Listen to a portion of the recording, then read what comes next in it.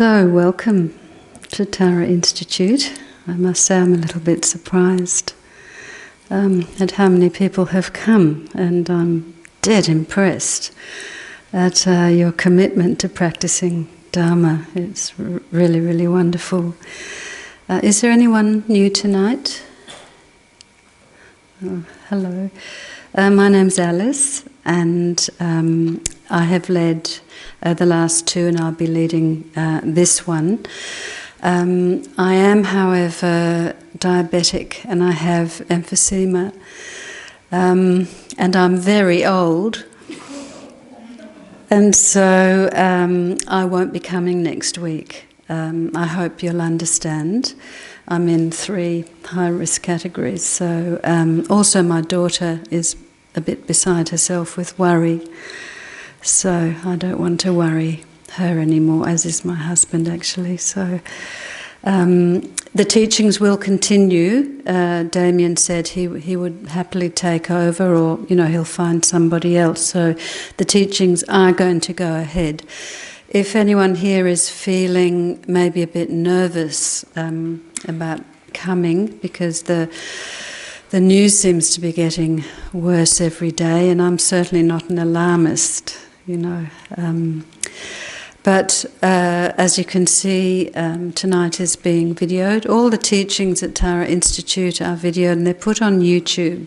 So TI has a YouTube channel, and you can watch from the comfort of home until things settle down. So Damien, who is our director at the moment, asked me if I'd do a bit of a survey and see who would intend to keep coming in person. So if those who would intend to keep coming.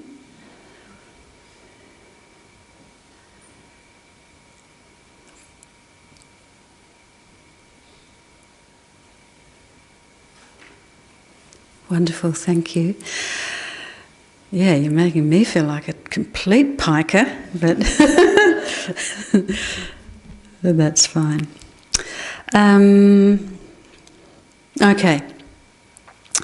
So we've been looking at, over the last weeks, we've been looking at how to work with difficult times, with kindness and wisdom, which at this time is obviously, apposite. It's very essential. And I decided on this topic, those of you who were here in the first week will know that I decided on this topic after having what I thought was a very difficult year last year. But looking at through the lens of what others have experienced and kind of what's happening last year now actually doesn't seem that bad, really. I've just heard of a friend whose illness has returned, and not so, but my year last year, not so bad, even though I got bonkers and lost it a bit. And this is, having a wider lens is something that His Holiness the Dalai Lama talks about all the time, taking a much wider perspective on what is happening. Because when we're caught in the grip, and it is a kind of grip of I've got a problem, this is my problem, this is my worry, I'm having an awful time, then it's very easy to lose perspective. And I'm not saying that our various worries are nothing. We do suffer, and if we have problems with our families or at work or whatever the thing is, we do suffer. But taking a step back can help.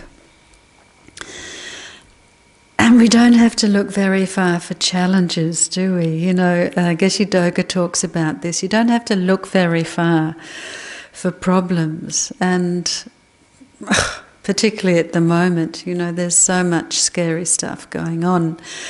Within the, in the background, the things that are going to continue going on, which is constant climate change, and as a consequence, more fires, more floods. There was a tornado recently in Nashville, I think, that killed people. So stuff is going on all around the world, all the time. You know, refugees, war and famine and refugees all over the world. You know, there are still a lot of people in broken boats, and there's a lot of heartless and unskillful politics worldwide. There's a lot going on that's going to keep going on, and don't we hear a lot about it? And now coronavirus is definitely a thing. And there is lots of information about how to look after ourselves physically, you know, staying away from crowded places. I do admit to going to a concert on Saturday night, but which was a sellout concert. We got the last 2 seats, and half the people turned up. The recital centre, you know, so kind. They got in touch with everybody and said, "Don't worry, we'll refund anybody who's feeling worried about coming. We'll refund your money." And the response to that was people getting in touch with the recital centre, saying that they were donating the money so that the arts are supported. And the person who we were seeing, Rhiannon Diggins, who's astonishing. She made a plea for supporting, supporting performers, even if performances are cancelled, if you know anybody, because most performers are freelance. They've got no way of making money. And I guess it's the same with anybody that you know in the community. Maybe he's got a casual job, who's not going to, you know, so we really need to look after each other and look where we can be helping. I know in Bentley they're collecting personal hygiene items at the local member's office.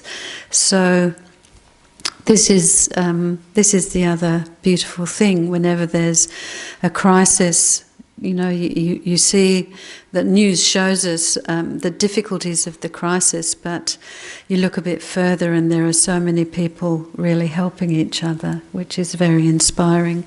So we have to do that. So yes, keeping away from crowded places and washing hands properly, you know, you all know it, and not kissing, which is very difficult for me because I'm a kisser. Or shaking hands, you know. Over the weekend I bumped into a few people who, you know, went in for the lunch and I got the elbow. So, and paying attention to medical advice that's coming through. So this is something clearly that we can do for ourselves and for others. We're thinking about the health not only of just me but for others. And I heard from one of my children who is currently in lockdown on Gili Air, one of the islands just outside Bali, having a terrible time. You can imagine. He's decided to stay in lockdown there for 2 weeks, so bless him. But we need to look after our minds. You know, there's a lot of talk about the physical aspect, but we need to look after our minds because apart from taking sensible measures, we don't really have any control over it, do we? You know, if you look at those graphs that are coming through of, you know, one coloured ball bouncing against, you know, these graphs that show the spread, we don't really have any control. So this is the recognised part of working with problems, to see clearly the reality of what's happening. It is happening, and we are all in it together. So it's not only me and mine, it's the whole world in it together. So we need to help each other. In Saturday's Age, there was an article called Fear in the Times of Contagion. It was actually a very well written article. And it said that in January, the Australian Psychological Society published advice for maintaining good mental health during the corona crisis and recommended not watching too much news if you're anxious. And I think this is really, really sensible and important advice. But, you know, just keeping abreast of listening to advice as it comes from the experts. And having a calm and clear mind is something that can help. So taking time in the day to rest in peace seems reasonable, doesn't it? You know, it's one of the few things that we can actually do for ourselves and for others, is to maintain some calm. Last Thursday I received a broadcast email from Jack Cornfield, who's, many of you will know of him. He's a great meditation teacher in the States. He's a psychologist and educator. He's really wonderful. And he wrote this came in my mailbox. Dear ones, I hope this finds you as well as possible amidst all of the rapidly changing conditions of our world. I'm sending deep metta to those impacted directly by the coronavirus, and on this interconnected planet, to all communities, as we feel both the strength and fragility of our interdependence. The need for the Dharma is stronger than ever. We can choose to live our lives in fears, confusions and worries, or to stay in the essence of our practice, center ourselves and be the ones on this beautiful boat of the earth that demonstrate patience, compassion, mindfulness and mutual care. I would add generosity. If you want to live a life of balance, try this. Turn off the news, meditate, turn on Mozart, walk through the forest or the mountains, and begin to make yourself a zone of peace. Let go of the latest story. Listen more deeply. When we react to insecurity with fear, we worsen the problem. We create a frightened society. Instead, we can use courage and compassion to respond calmly with a fearless heart. And I can hear some people say, well, that's all very well, but first does come that aspiration. This is how I want to be. This is how I want to be. You know, a place of calm. And Jack often uses this quote from the wonderful Vietnamese monk Thich Nhat Hanh. When the crowded Vietnamese refugee boats met with storms or pirates, if everyone panicked, all would be lost. But if even one person on the boat remained calm and centered, it was enough. It showed the way for everyone to survive. And Tenzin Palmo, who I've referred to over the last couple of weeks, an English nun in the Tibetan tradition, she noted, this was on YouTube, on Facebook, she noted that fear and paranoia are spreading faster than the actual virus, and they are much more contagious. So tonight I think it would be really great to focus on, really do a lot of meditating, and focus on meditations that encourage us to be calm and grounded and at peace. And also, when you're at home, I recommend that you read things that encourage us in this endeavour. And if we must watch stuff on our screens, to watch programs that foster peace rather than violence and excessive attachment, which does exclude just about all of Netflix, sadly. For the last 2 weeks, we've been doing the foundation practice of focusing our attention on the coming and going of the breath as a means to let go of constant worrying and judging and ruminating, and instead focusing on the calm and peaceful core at our being, because it is there.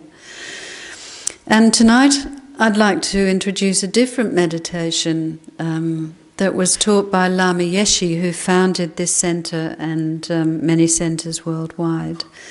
He was sort of the beginning of it all.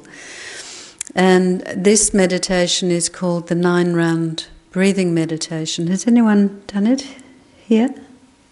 Yeah. Okay. So it's a wonderful meditation. It comes from a group of practices called the 6 Yogas of Naropa. And it is a meditation that's used before you meditate. So its purpose is to clear away agitation from our minds and to clear the channels in the body. From the Tibetan Buddhist point of view, we have very subtle channels in the body through which energy runs. So it's for clearing away those channels before we meditate. And actually it's a type of yoga called pranayama, which is done in yoga as well. So it's a kind of breath yoga. And I came across His Holiness the Dalai Lama teaching this practice on YouTube. I was looking at it last week, and this was a post in 2013. So if you're interested to do some meditation with His Holiness, it's much more gorgeous doing it with him. It's only 14 minutes long, and this is where His Holiness demonstrates the yogic movements that accompany the practice, that are great, but I'll keep it simple for tonight. But if you Google Dalai Lama 9-round breathing, you'll come across it, and it's great.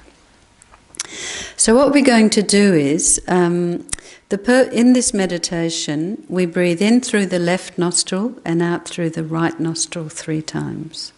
We breathe in through the right nostril and out through the left nostril 3 times. And we breathe in through both and out through both 3 times. And because most of us are not advanced yogic practitioners, we'll need to have a bit of help by blocking off the relevant nostril, obviously. So let's do it together. We'll do it together, and I'll run through it and see how we go. And then we can maybe do it silently. We'll check.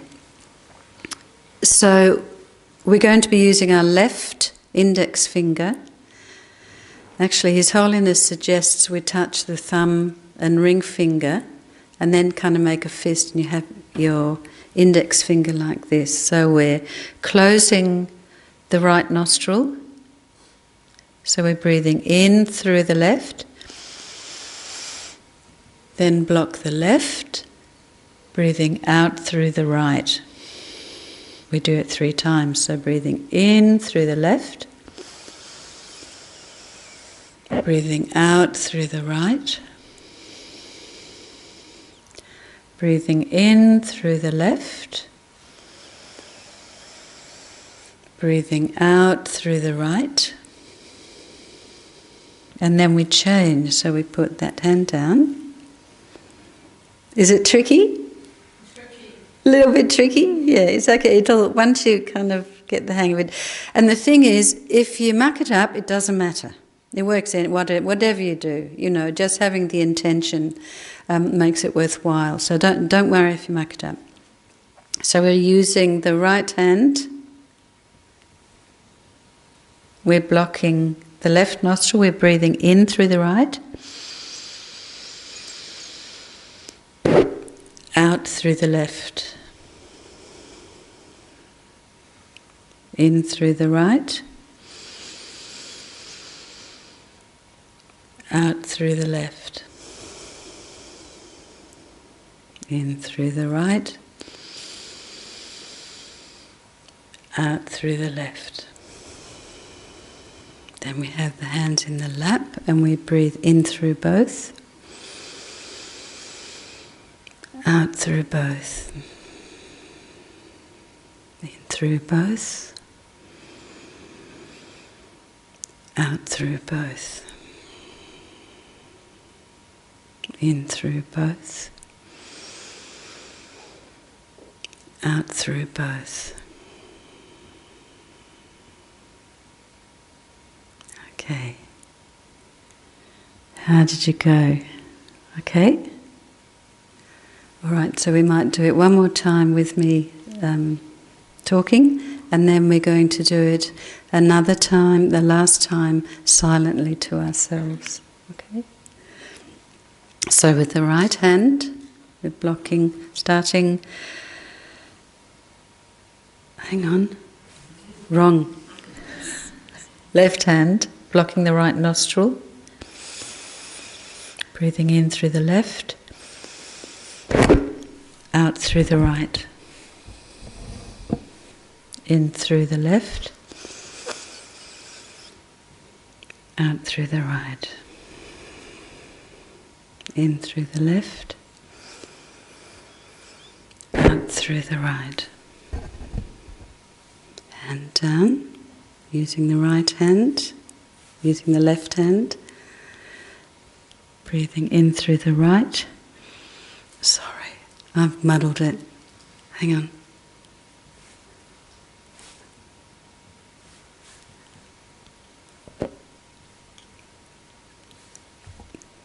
Wait a minute. Okay. So then we're breathing in through the right, out through the left. In through the right, out through the left. In through the right, out through the left. Then hands in the lap, breathing in through both, out through both. In through both, out through both. And now we're going to do it silently together as best we can.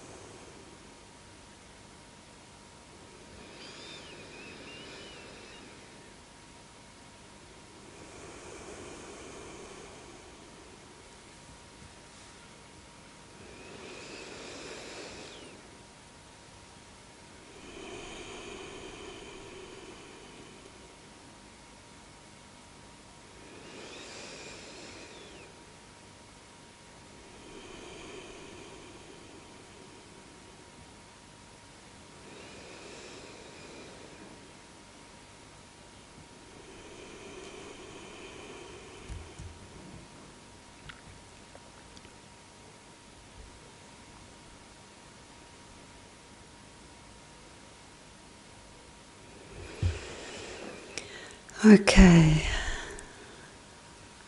So now just check, just think about how that actually felt for you.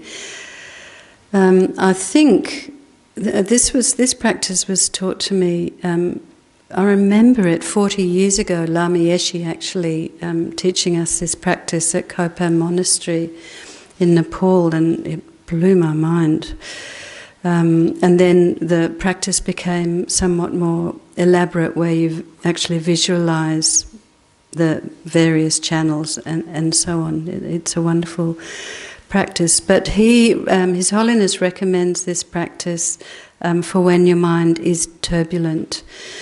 And so did you notice that, when we're doing the simple focusing on the breath, it's very easy for distraction to come up, isn't it?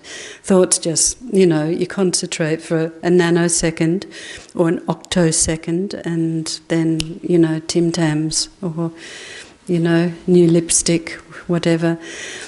But this kind of keeps us busy, so it not only is keeping us focused on the breath somewhat, but it's also keeping us having to focus on what we're doing. So it's very, very, very useful. So you tend not to worry or think so much when you're doing this meditation. So try it at home, see how you go. And speaking about worrying, Chamtrul Rinpoche has this to say about worrying, which I really liked. If one of your possessions breaks, you wouldn't continuously walk around holding the item every day, would you? But instead, you'd put it down until you're ready to fix it. This reminds me of the many things I have to mend for my 3.5-year-old grandson. I have my Bonma's glue kit, so I don't carry the broken giraffe around. I put it down until I'm ready to come to it. Likewise, he goes on, if there's a problem in your life, try not to continuously worry about it, but instead put it down and return to it when it's ready to be dealt with, or simply accept the fact that nothing can be done. Worrying consumes a huge amount of your energy that can be used on your path to Buddhahood instead. So as I said before, the 9-round breathing is actually a preparation for doing the meditation practice, and the object we've been using over the last 2 weeks is the coming and going of the breath. But in that great YouTube clip with His Holiness, he uses a different object, and this is, he says, it can be an image of enlightenment, such as the Buddha or Tara or Jesus or Mother Mary with child, or an image of Mecca or Shiva, or whatever your thing is. And if you don't hold to any religious persuasion, then you can simply use a sphere of light or a candle flame that represents all the wisdom and compassion in the universe. And this is where we kind of use our discernment, that we're not so passive in our listening and in our meditation, that we work out what works best for my mind, because we're all different. So we're going to do that. His Holiness suggested that, this is more for shamatha meditation, calm abiding, where you focus single-pointedly on the object, which is about as big as your thumb. At the height of your forehead, about 3 or 4 feet. What's that in new language? A metre?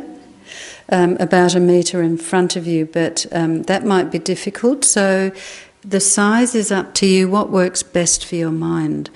So think about an image that you'd like to use now. So be quite clear about an image that you're going to use. And do you need to stretch your legs? No? And if you need to stretch.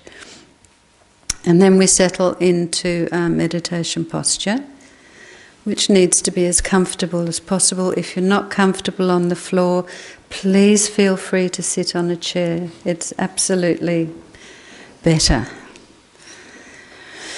And remember that what we're doing is we're remembering what that object is. So we're not using our visual consciousness.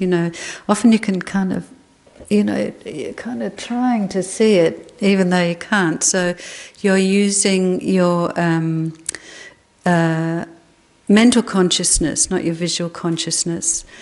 So this is the consciousness that remembers the object. And just for a moment, have a play around, see if it's better with your eyes open or shut.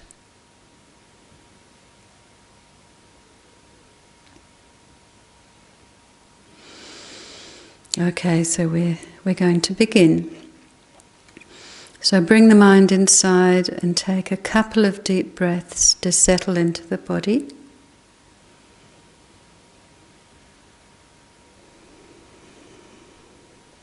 And we consciously relax the body from the top of your head. Let relaxation flow down all through your body, right to your toes.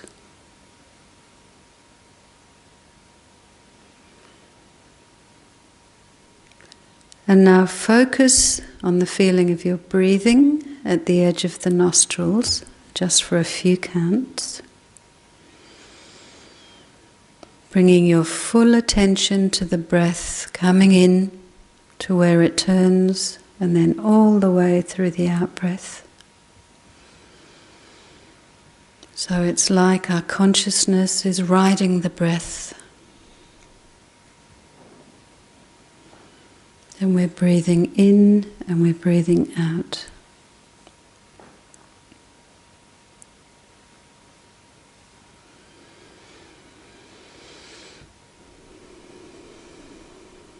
settling the body and settling the mind. And now imagine at the height of your forehead, about a meter in front, the image that you have chosen, Buddha or Mother Mary, a candle flame or a sphere of light, whatever is appealing, is pleasant for your mind. And whatever the image is, feel that it completely embodies all of the wisdom, loving kindness and compassion of the universe.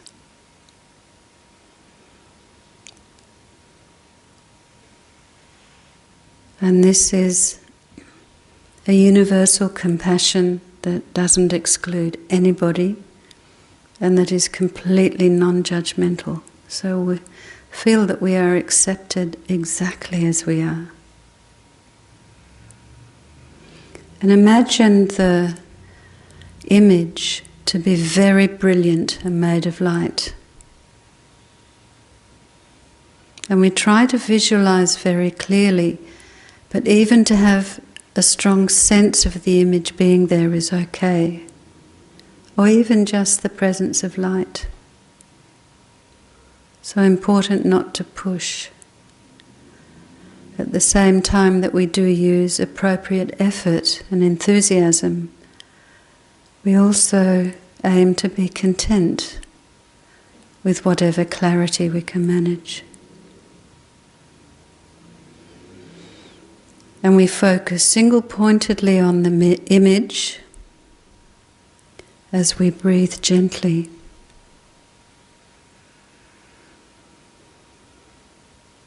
See if you can open to the warm, luminous energy emanating from that image.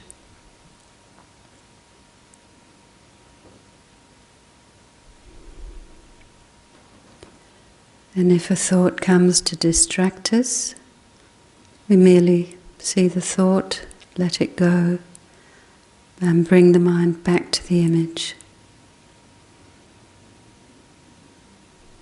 If we get to feel sleepy or spaced out, we bring the image more vividly to our consciousness. We bring a kind of enthusiastic attending to the practice.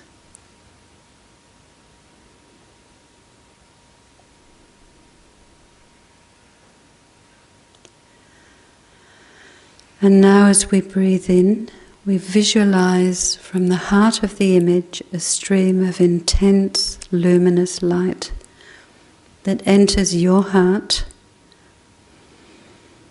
and starts filling your body.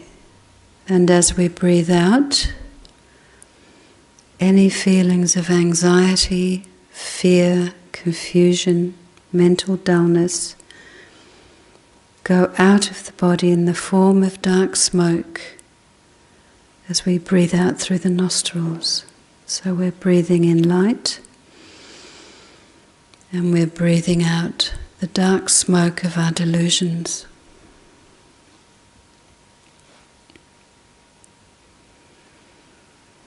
As we keep breathing, we're still attending to the image and we're seeing the light that keeps flowing from the image, which sweeps all through the body. And wherever there is holding on to tension or worry, it's expelled on the out-breath into space where it disappears and is totally gone forever.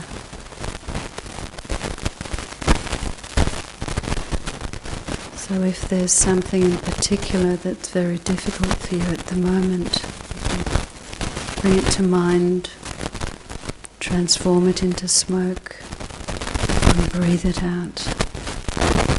Completely gone.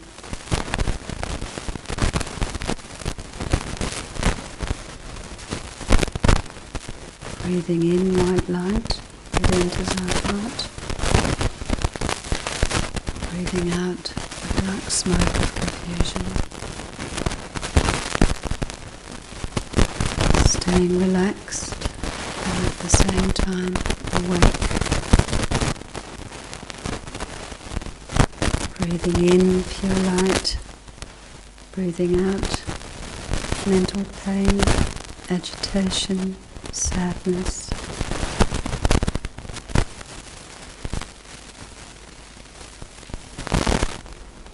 And we keep doing this until our bodies and minds are so completely filled with light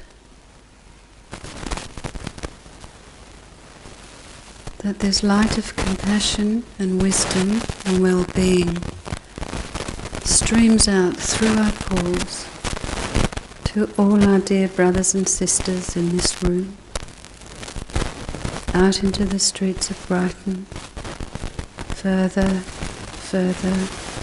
out into the world as far as you can send it.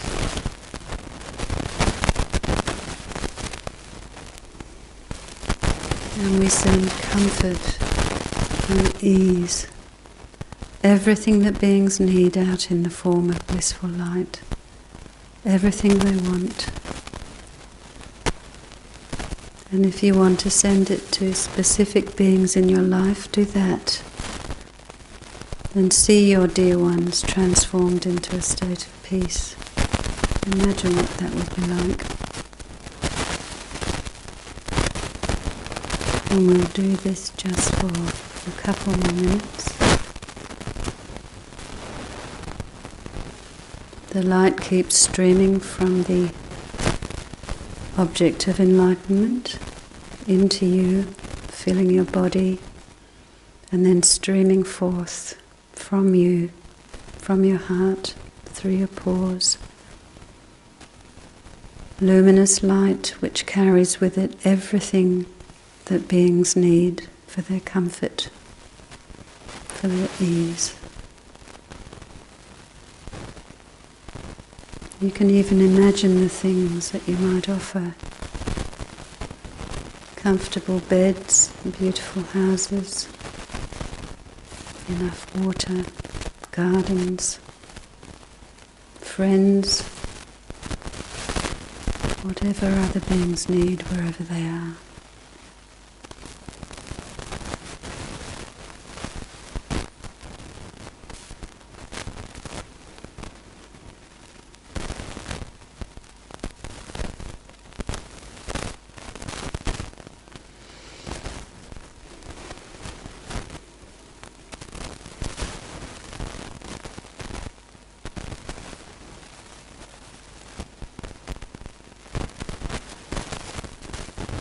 And now we can bring this meditation to a close, so ending it gently, relaxing, bringing the mind back to the room. Have a good stretch, stand up if you need to, rub your feet.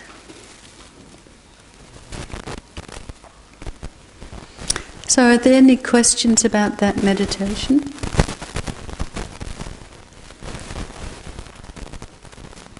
All okay? Cool.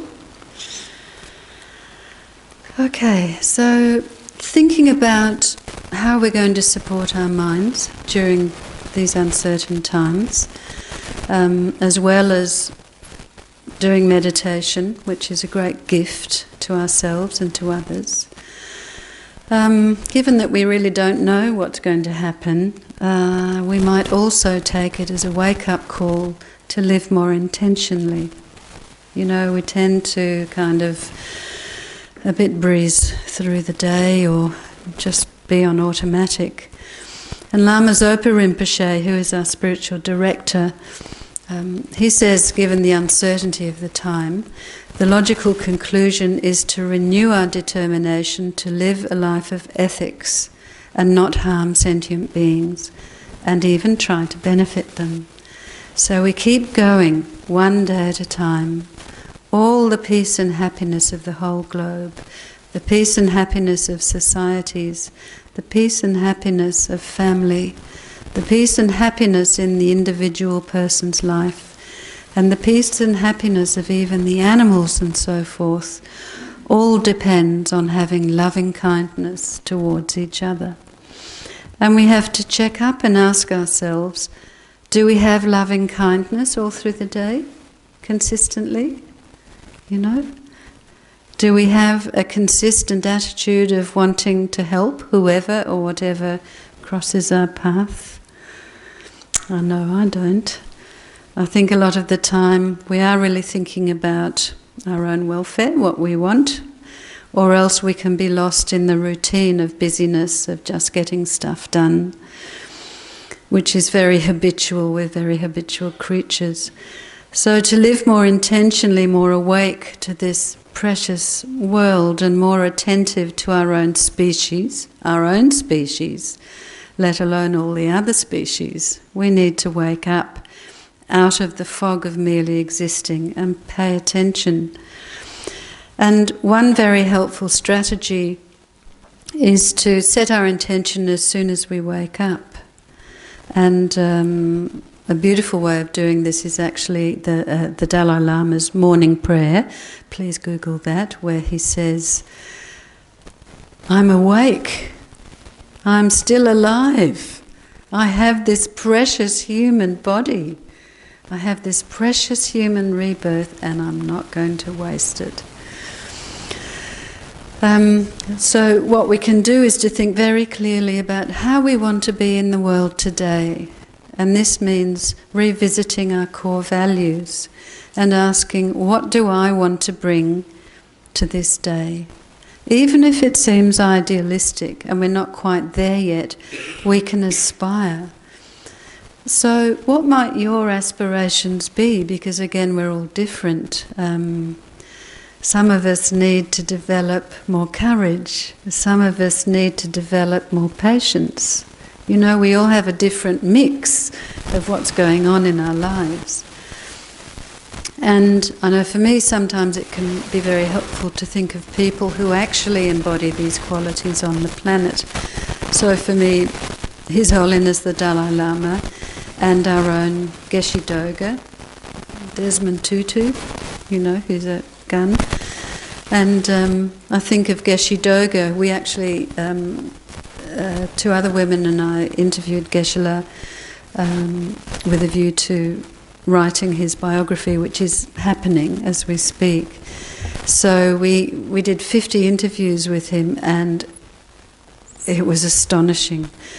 So Geshe Doga demonstrates with his life, you know, not just the marvellous teachings he gives, but with how he is in the world, unfailing kindness and compassion and patience and wisdom and great good humour.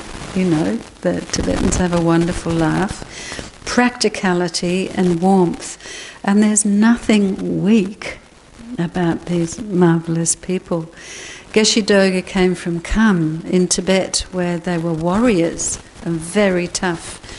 So he's honest and fearless and such a great example of what a fine, noble human being can be.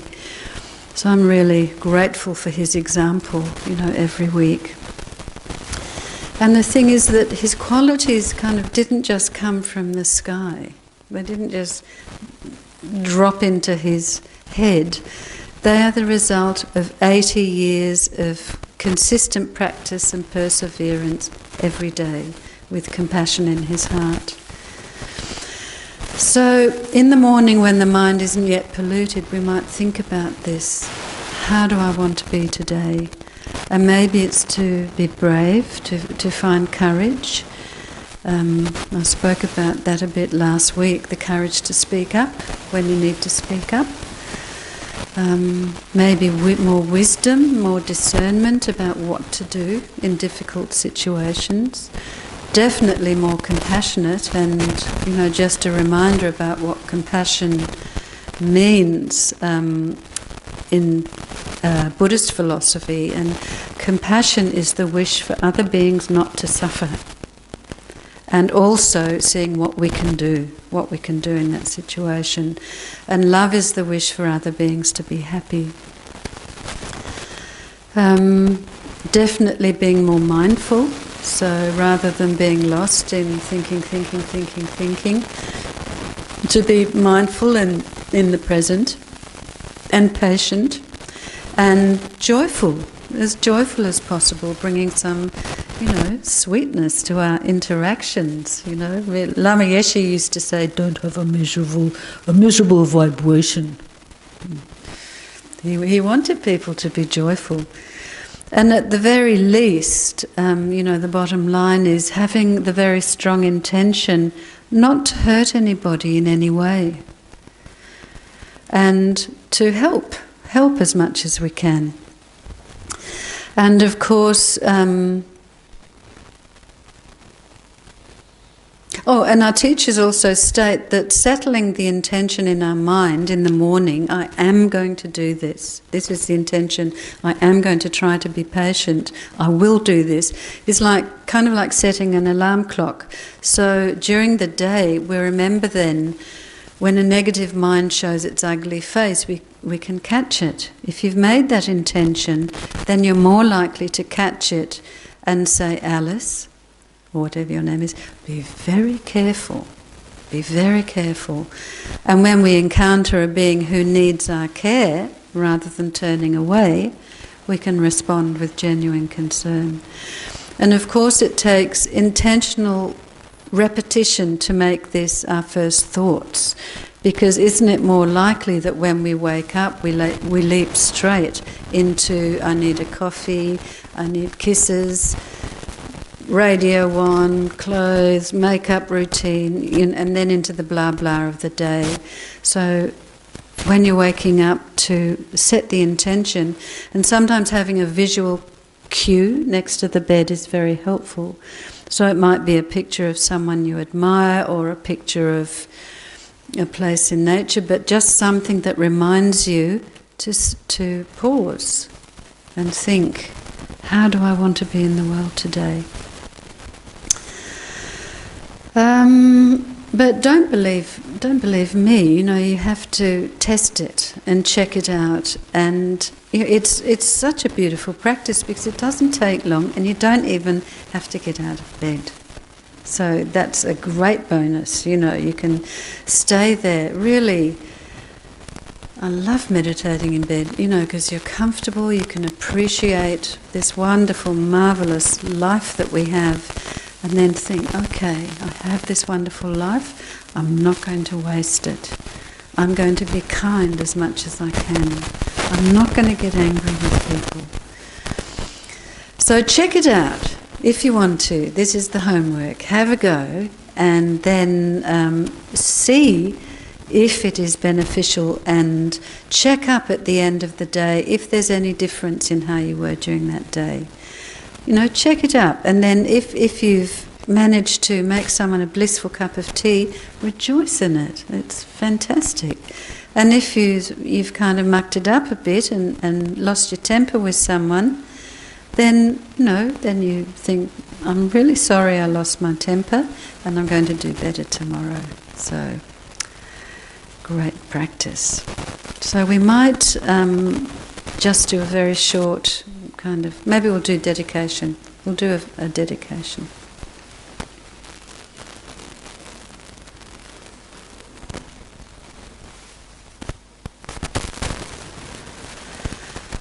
So for a moment, just appreciating this amazing human life in this wonderful country where we live. And appreciating that we have access to a lineage of teachings that is so useful, so practical, so helpful. And we can dedicate everything that we've done tonight with this motivation of being of benefit. We dedicate it to the well-being, the peace of every being we come across and every being in the world. And we might set an intention even tonight for how we're going to be tomorrow. So maybe think of one quality that you would like to strengthen in yourself. And think about a way that you might embody that quality tomorrow. one thing that you might do.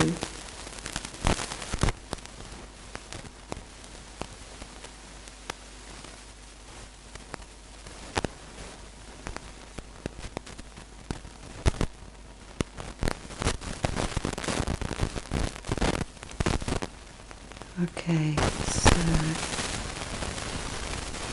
we can relax.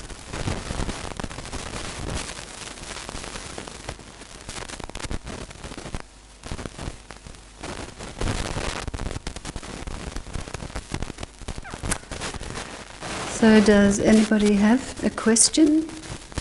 And you can ask about anything like something that you see in the room that you think is unusual, or a question you might have had but were worried about asking. There are no dumb questions.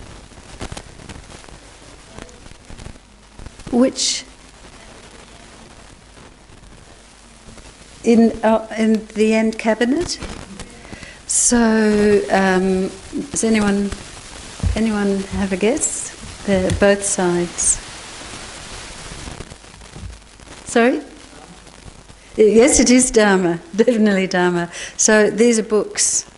And in the Tibetan tradition, the books are woodblock prints, so they're pieces of paper like that, they're read like that.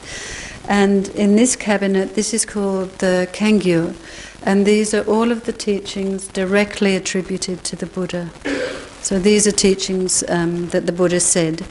And then on this side, this is called the Tengyo, and these are commentaries by great masters who came after the Buddha, explaining the teachings and giving commentaries on them. So they're books, yeah.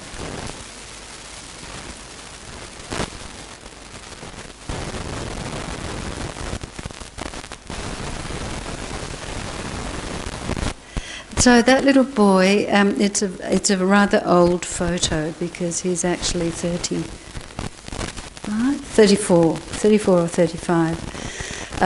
His name is Oselhita, and if you look at the two photos there, the one on the right where the monk is doing that, he died in 1984. That's Lama Yeshe who founded this centre. And a year after his death, Lama Osel was born in Spain and was eventually recognised as Lama Yeshe's reincarnation. And that in itself is a fabulous story and a ripping yarn. And Osel was enthroned at Kopan Monastery in Nepal when he was recognised, I think when he was about 14 months, which is quite early. The Dalai Lama was recognised when he was 2.5, but Lama Osel was brought up in the monastery. His father stayed with him, and his brother was with him for a while. And then he went to Sera Monastery in South India, where he continued his education. And when he was a teenager, I'm not sure how old he was, maybe 16, 17, he asked if he could leave the monastery and go to a normal high school. So he went to school in Canada and then eventually went back to Spain and did a degree in film and television. And he's still very closely linked to the organisation, and you can see him on YouTube. He's amazing. He's really wonderful. And yeah, I mean, for me, Lama Yeshe was my teacher. He was my guru. And so then, we waited a long time for him to teach, so it's strange. No, he moves around the world, really. I'm not sure where he's living at the moment. He's got a son. Yeah. So that's who that is. Yeah. He came here when he was about 4 years old, and he was certainly an extraordinary child. We have these offering ceremonies and called pujas, and he was sitting on the throne with his own little dorji and bell. so little, and the prayers were going a bit slowly, so he sped them up a bit. And he was totally serious, you know, Lama, totally serious. And then all these people came and wanted a blessing and were curious, you know, you can imagine. So they came up to him, oh, you know, Lama, and he'd give them a donk on the head, just like Lama Yeshe would. You know, he was had those sort of characteristics. And then when all the formalities were finished, someone had offered him a tricycle, and he hopped down from the throne and just started beetling up and down on his tricycle. It was very cute, so amazing. And it said that when he was in the monastery, that even at a very young age he would play at giving teachings to people. So he'd sit on the top of a pile of rocks and make his little buddies come and listen to him.